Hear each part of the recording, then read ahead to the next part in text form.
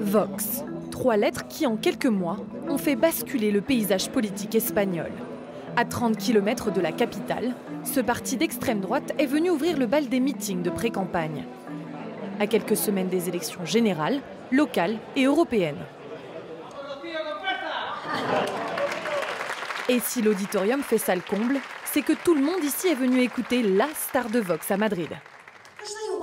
Peu nous importe qu'il nous qualifie de fachos, parce qu'on est fiers de notre drapeau. Peu nous importe qu'il nous qualifie de machistes, parce qu'on défend l'égalité de tous les Espagnols, qu'ils soient femmes ou hommes. Peu nous importe qu'il nous qualifie de xénophobes, parce qu'on défend les frontières de l'Espagne, notre maison. Peu nous importe qu'il nous qualifie d'homophobes, simplement parce qu'on ne veut pas qu'on dise à nos garçons de 8 ans qu'ils peuvent être des filles. Et à nos filles qu'elles peuvent être des garçons. Non, on ne veut pas de ça. Et nous sommes convaincus que nous pouvons gagner cette bataille électorale. En à peine quelques phrases, le ton de la campagne est donné. Et comme à chaque fois, c'est sur l'hymne espagnol que les meetings se concluent.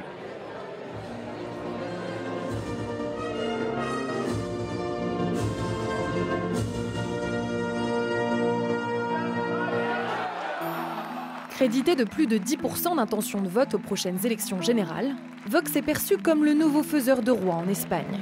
Une coalition qui irait des libéraux à l'extrême droite permettrait le retour des conservateurs au pouvoir.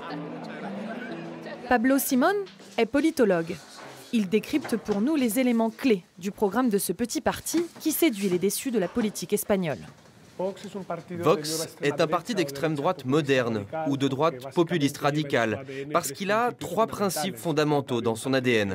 C'est un parti autoritaire qui défend un programme xénophobe et nationaliste et c'est aussi un parti qui suit des stratégies populistes. L'un de ses principaux credos, c'est d'en finir avec l'indépendantisme catalan. Mais il défend aussi d'autres thèmes liés à son idéologie qu'on pourrait qualifier de catholique réactionnaire. Ce qui le rend très combatif à l'égard du mouvement féministe ou des minorités LGBTI. Et bien sûr, il y a les thèmes liés à l'immigration, la xénophobie, le rejet des étrangers.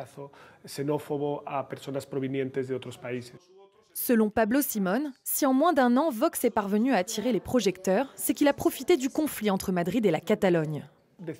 Ils se sont constitués accusations populaires dans le procès contre les leaders indépendantistes qui est encore en cours.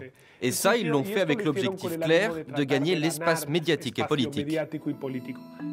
Et cela fonctionne. Dans tous les médias et sur les réseaux sociaux, chacune des sorties liées à Vox est vue des centaines de milliers de fois. Ici, une ex-députée catalane fait face au numéro 2 du parti, l'avocat Javier Ortega Smith. Je n'accepterai pas de répondre aux questions d'un parti d'extrême droite, machiste et xénophobe. Je n'y répondrai pas. À peine visible il y a 1 an, Vox s'est converti en un repoussoir pour la gauche.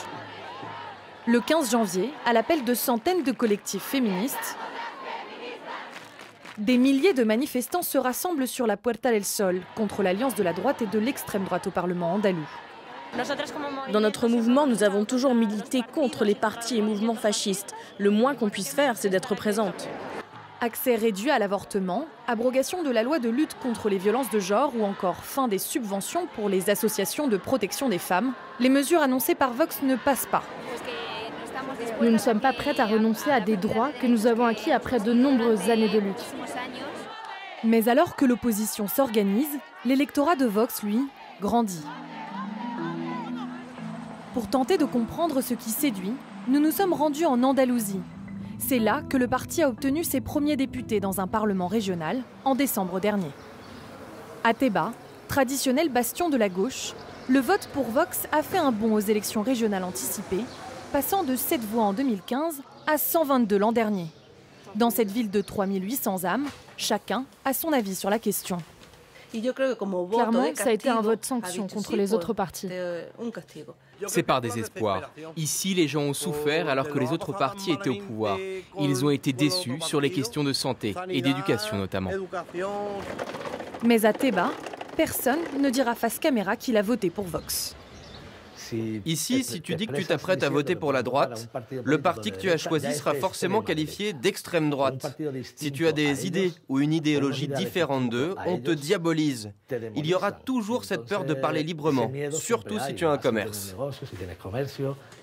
Pour Ignacio, l'intérêt du parti, c'est sa lutte contre l'indépendantisme catalan. Il se focalise sur l'unité de l'Espagne et pour moi, c'est très important. C'est l'un des points forts qui me font reconsidérer mon vote parce que je pense qu'il faut un parti qui défende ça. En Andalousie, les 12 députés Vox ont permis à la droite de prendre la tête d'une région gouvernée par la gauche depuis 36 ans. En l'absence de cordon sanitaire, ce modèle pourrait se reproduire lors des prochains scrutins dans tout le pays, à commencer par les élections générales, le 28 avril prochain.